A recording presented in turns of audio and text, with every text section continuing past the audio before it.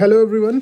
आज का जो वीडियो का टॉपिक हमारे है वो बहुत इंपॉर्टेंट है क्योंकि मैंने कम्युनिटी में पोस्ट डाला था और आप लोगों से पूछा था कि क्या मुझे मेंटेनेंस पर वीडियो बनाना चाहिए। आप सब ने कहा बिल्कुल बनाना चाहिए और ज़रूर बनाइए। तो इसलिए आपकी डिमांड पर मैं आज ये वीडियो लेकर आया हूँ कि वो कौन सी टर्म्स एंड कंडीशन है जिनकी फुलफिल होने पर आपकी पत्नी आपसे मेंटेनेंस नहीं ले पाएंगी।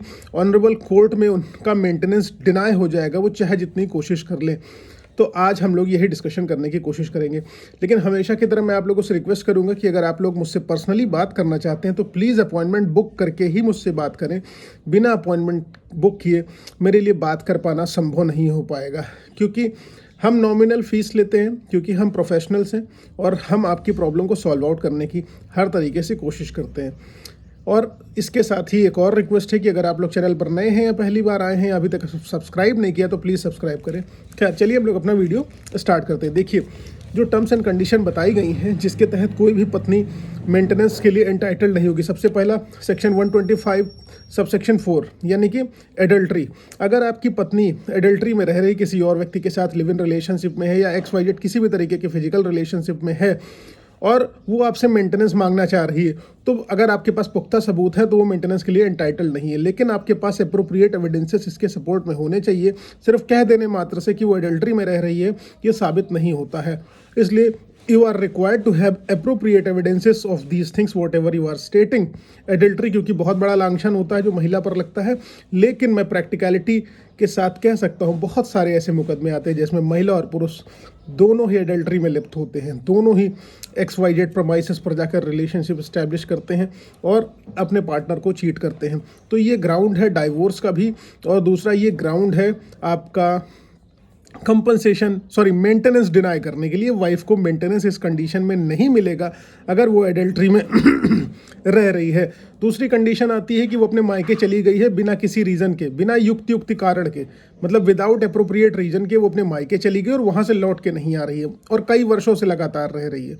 मान लीजिए शादी हुई, शादी के पहले दिन आई, उसके बाद ससुराल से मायके चली गई, फिर उसके दोबारा कभी लौट के ही नहीं आई।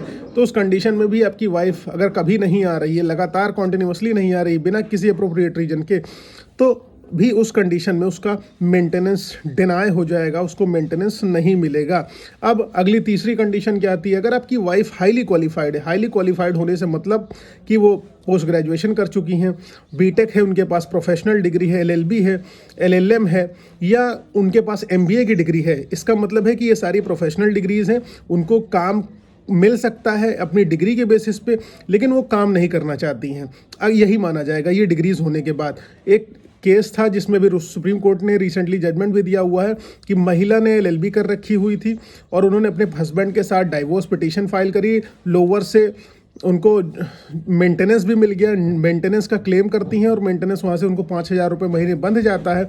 तो उनका हस्बैंड हाई कोर्ट आता है और हाई कोर्ट में अपील करता है कि मेरी पत्नी ने LLB कर रखी हुई है और LLB as an advocate enrol है।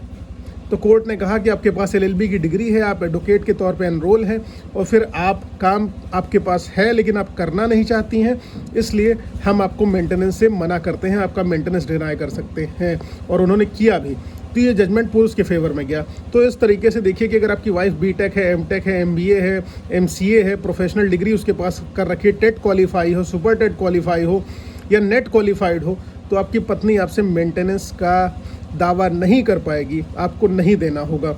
उसके बाद मान लीजिए चौथी कंडीशन क्या है? चौथी कंडीशन ये है कि अगर आपकी वाइफ आपसे ज़्यादा पैसे कमा रहे, लेट्स से आपकी सैलरी 5,000 रुपये, उनकी सैलरी 15,000 रुपये है, ठीक है, तो आपसे ज़्यादा ऑलरेडी कमा रही है, वो ऑलरेडी इस्टेब्लिश्ड है और हो सकता है अपने कोर्ट से छुपाएं, लेकिन रजनीश वर्सेस नेहा का जो एफिडेविट देना पड़ता है कोर्ट में, वो अगर एफिडेविट वो देंगी तो फंस जाएंगी आप, क्योंकि उसके सपोर्ट में डॉक्यूमेंट्स ले आओगे कि इन्होंने तथ्य छुपाए। अगर तथ्य छुपाए हैं तो 343 CRPC में चले आइए आप, ठीक। खैर, हम लोग आगे बढ़ते हैं। उसके बाद आपकी पत्नी ने डाइवोर्स अगर आपसे ले लिया है, अगली कंडीशन जो छठवीं कंडीशन है, ठीक है, पांचवी कंडीशन है, उसने अगर आपसे डाइवोर्स ले लिया, डाइवोर्स लेने के बाद आपकी वाइफ जो है क्या करती हैं? सेकंड मैरिज कर लेती है। सेकंड मैरिज का आपको पता चलता है तो आप कोर्ट में कहोगे कि इन्होंने सेकंड मैरिज कर ली है, उसके बाद उनको फिर मेंटेनेंस नहीं मिलेगा। दूसरी शादी कर लेती है अगर पत्नी, अपने जीवन काल में तो अपने पति से मेंटेनेंस के लिए एंटाइटल्ड नहीं है। या छठी कंडीशन क्या है, उसने अपना रिलीजन कन्वर्ट कर लिया है, उसने अपना धर्म परिवर्तन कर लिया। अगर उसने धर्म बदल दिया है, हिंदू थी मुस्लिम हो गई या मुस्लिम से हिंदू हो गई, तब उसको मेंटेनेंस अपने पति से नहीं मिलने वाला हो।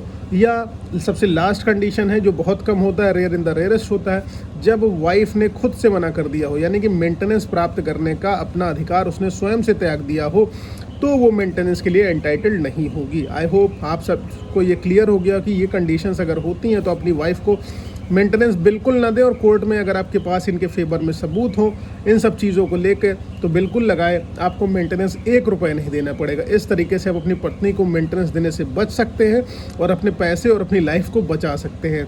और अब मेरी एंड में आप लोगों से रिक्वेस्ट है कि चैनल को फिर से प्लीज़, अगर आप लोग नए हो वॉच कर रहे हैं तो सब्सक्राइब कर दीजिएगा। पर्सनली बात करना चाहते हैं तो मेरा नंबर आपको डिस्क्रिप्शन में मिल जाएगा, अपॉइंटमेंट पहले बुक कराइएगा, तभी बात हो पाएगी, वरना नहीं हो पाएगी, क्योंकि बहुत सारी कॉल्स मुझे दिन भर में आती हैं, तो हमें भी जानना है कि जेन्युइन कौन है कौन नहीं है। उसके बाद लास्ट रिक्वेस्ट मेरी आपसे ये है कि अगर आप लोगों ने मुझे अभी तक फेसबुक, इंस्टाग्राम, ट्विटर पर फॉलो नहीं किया है तो प्लीज़ वहाँ फॉलो करें। वहाँ हम बातें कर सकते हैं और क्वेश्चंस को शेयर कर सकते हैं ईजिली, और आप मुझे वहाँ पर फॉलो करिए, मैं आपको फॉलो बैक दूंगा। Thank you so much. जय हिंद।